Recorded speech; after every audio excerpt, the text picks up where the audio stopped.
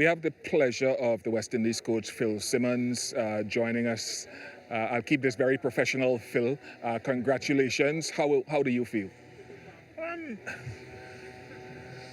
It's nice to have a series win after three games and with 2 games still to go.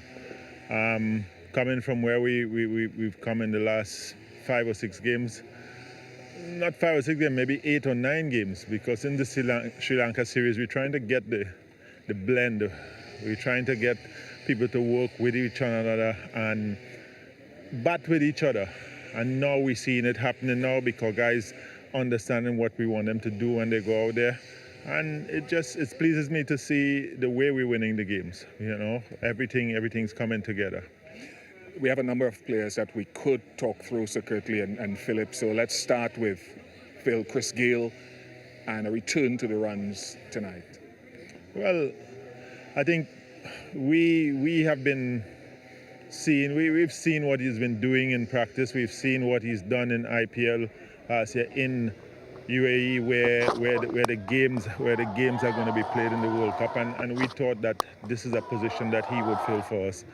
He started badly, as it was highlighted that he wasn't getting anything, but we know what he's been doing. We know where his heart is, and today he just showed what we've been insisting that he can do. So it's nice to see him back in a little bit at Knicks. He was absolutely happy tonight because he wants to do well for West Indies. He's always wanted to do well for West Indies, and tonight he showed why we have him there and why we're backing him. Sir Curtly, just first of all, talk a little bit about that graphic that we saw a little bit earlier with Chris Gayle now with 14,000 T20 international runs. That's a career across formats for a lot of people. But a lot more. I mean, when you're about 14,000 runs, you immediately think Test match cricket, 100 plus Test matches. I mean, that was phenomenal. I mean, it's unheard of. 14,000 plus Test runs. Sorry, T20 runs with 22 centuries and 80-odd 50s. That's phenomenal. I mean, he got to go down as the greatest T20 cricketer ever. I think that's understood, though, Phil. That's unquestionable. What else does he offer to the group? Well, he's unbelievable in the dressing room. The amount of experience he has. He doesn't shout and scream, but, well, he does when he has to. Right? But he doesn't shout and scream, but he offers advice quietly.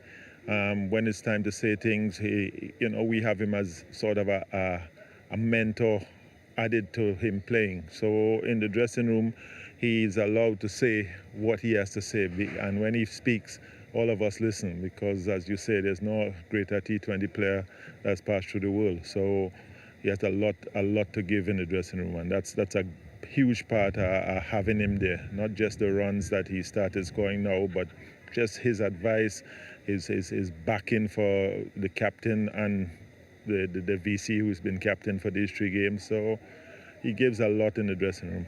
How did you manage to squeeze a couple of overs out of him? He's been begging for overs since the Sri Lanka series. He's been begging for a couple of overs on that wicket, but we had to hold him back a little bit, But he's, we see him, it's everything he's giving back now because we see him chase a ball there. Yes. He looked like if he was 20 years younger. So he wants to do well. So, and that's the biggest part of us, for us in the dressing room. I want to go from one end of his scale because we could talk about Gayle forever with 14,000 T20 runs. That's a lot that we could talk about. Nicholas Pooran and his leadership, 3 from 3. Very, very happy for him. I mean, when you're going to captain a team, I mean, we all know how good Pollard is as a captain, as a leader, strong presence, and to entrust a young man, into the leadership role, replacing Pollard, to me, was really something special, and that will do his confidence the world of good. So whenever he get a chance to lead again, he'll be so confident he able to do it, and he got a lot of wonderful cricketers around him as well, some experienced players to guide him along. So for him, kudos. Phil? But I think something that a lot of people may not know, we've had a few games where he's taken the horse to water, but it couldn't drink, and what does that mean? He didn't finish the games that he took us close enough, to finish. And today he finished the game. You see the jubilation at the end there. That's because he's gotten to that stage now. He's finished the game for us. He's brought it home, and that is part of his leadership and his desire to lead the team and to be at the forefront of the team. He's a very astute and he thinks about the game. He looks at the game. He's in the mold of Bravo and Pooran when it comes to the game and learning about the game. So I'm not surprised at how he's led in these 3 games, and I'm sure after Pollard later on, he will be as good a leader as Pollard is. Has he given Pollard any stick about his 100% record yet? Well, the other players are. Young Hetmeyer is on Pollard's case right now, so I'm not sure if he'll play again in this series. It was just fantastic to watch Curtly, a young man that you know very well, Hayden Walsh Jr. And once I finish with you, Phil, I want to come to you on that as well, but appreciation for Hayden Walsh Jr. Yes, I'm very happy for him because, I mean, he had a mishap in Bangladesh with a COVID situation, didn't play much, and then he came back into the regional Super 50.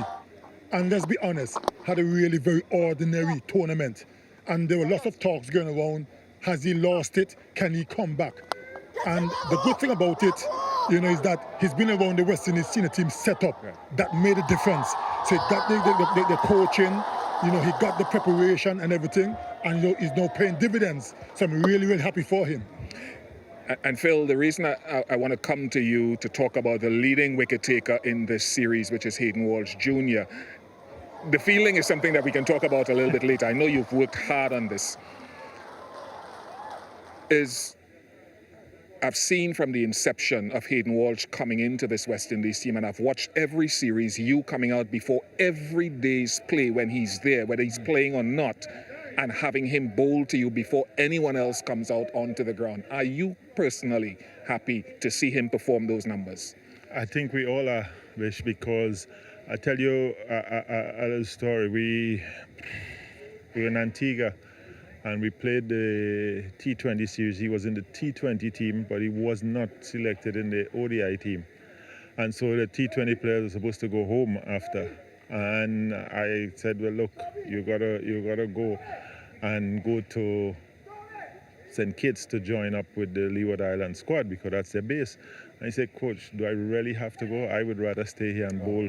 I would bowl to all these. And Roddy Eswick and myself, we decided, look, we're going to keep him here and we're going to continue working because he's going to be a big part of our white ball cricket and maybe in the future even the red ball cricket. So he has been begging to stay with the team and to bowl. And he's been with us through the test camp and bowling and working on the bowling. So it's boy, you sit outside and you're just happy to see him being successful.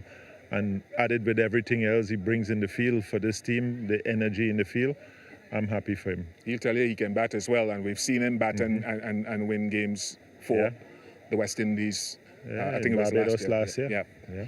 So just in closing, Philip, what else fans will want to know? What can we see from the West Indies team as they look to finish the last 2 games of this series? Well, I said at the beginning of the South Africa series that my goal at the end of Pakistan T20s is to see this team gel and to see this team become one, because if this team becomes one, the sky's the limit because of everything that we have in it. Now we see Hayden bowling like this, we see young Obed McCoy come into the fore, and the legend bowling wise, which is Dwayne Bravo, just guiding the bowlers.